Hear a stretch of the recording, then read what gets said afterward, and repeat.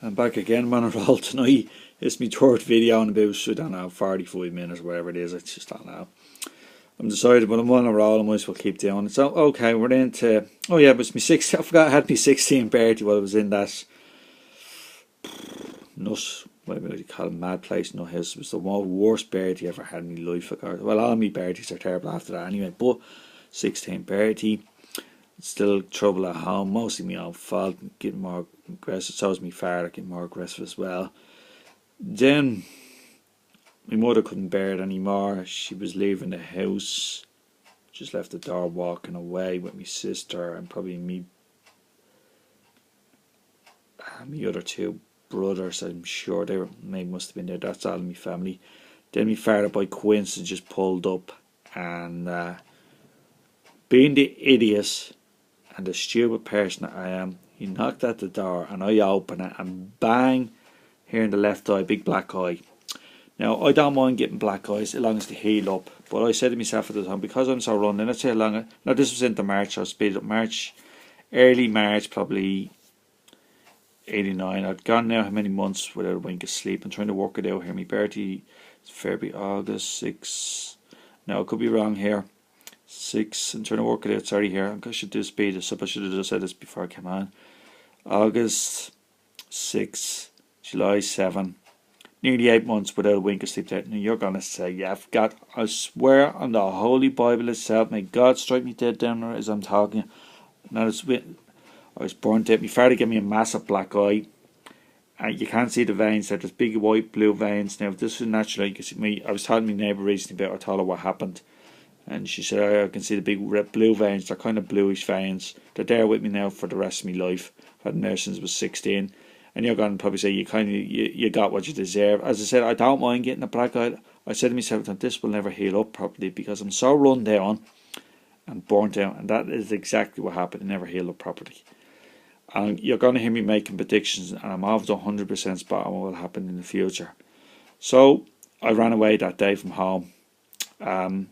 I remember my sister was laughing at me after my father had hit me. I remember her laughing. She was laughing in front of me. So, I don't know, 5 or 10 minutes later, I got out the back window. The window in the kitchen in the back, obviously the back of the house. I don't know to this day why I did that, because usually, you just go to open the back door. There's always usually a key there, even if it's locked in. And even if there's usually just two latches. So what you do is, even if it was fully locked, take the two latches, turn the key. But I don't know whether there wasn't a key there, or for some reason anyway I got out the back, ran off, and then I became homeless. This is great learning. When you're down the gutter, you find out that you've got no friends, no family, no nothing.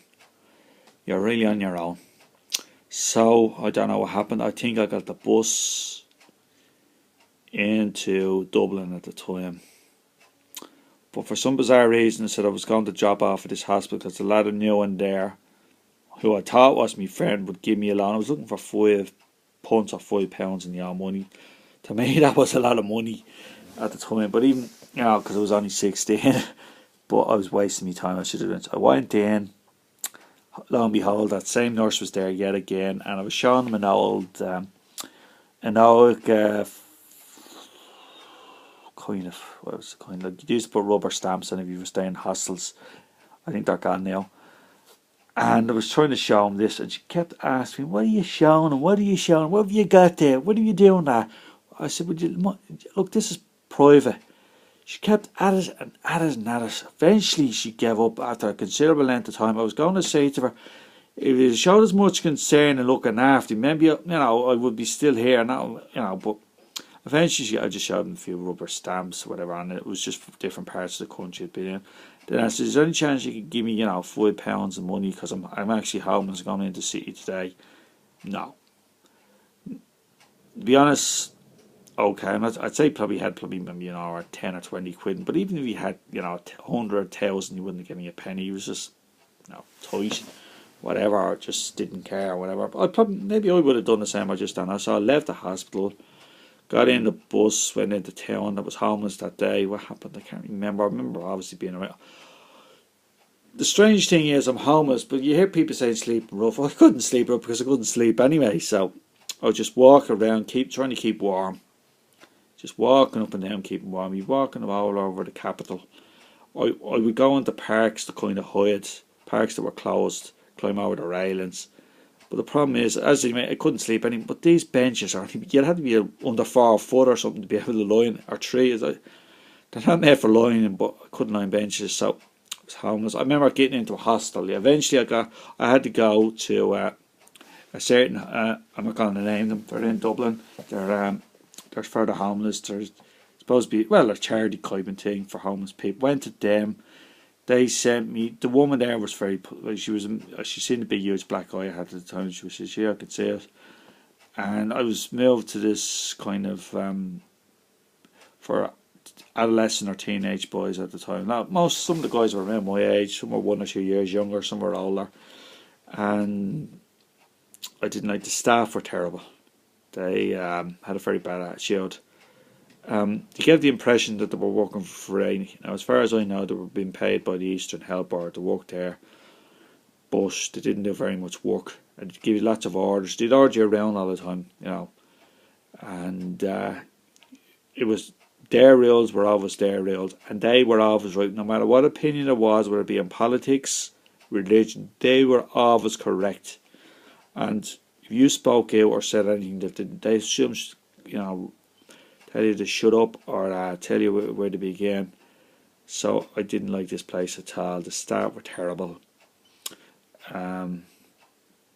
Only good thing in it was there was a pool table, which I really love. I love pool and stick. I probably told you, I mentioned that before. It's something that I enjoyed. That was about the best thing in it, and I just could play. There was one guy who was very good at pool there. He was kind of my nemesis. But the rest of them were, I could beat them easily. But I still enjoy it. I enjoy a good challenge in pool or snooker, even if the players superior. Fair play to them. But eventually, I'll move on in the hostel again. I'll go into another video because I'll have to speed it up. Alright, good night. God bless and bye, everybody.